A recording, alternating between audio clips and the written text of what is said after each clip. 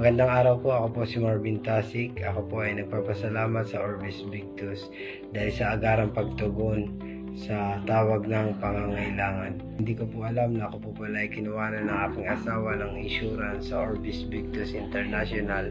Ako po ay na aksidente, so medyo malala po ang aking naging kalagayan na kinakailangan po ng agarang atensyong medikal. Dahil po sa Orbis Victus International, nagkaroon po kami ng lakas ng loob na makapasok sa pribadong hospital upang mabigyan ng karampatang lunas ang aking naging kalagayan.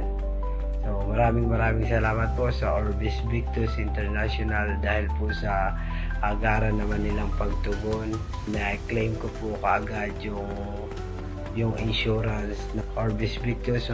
Maraming salamat po.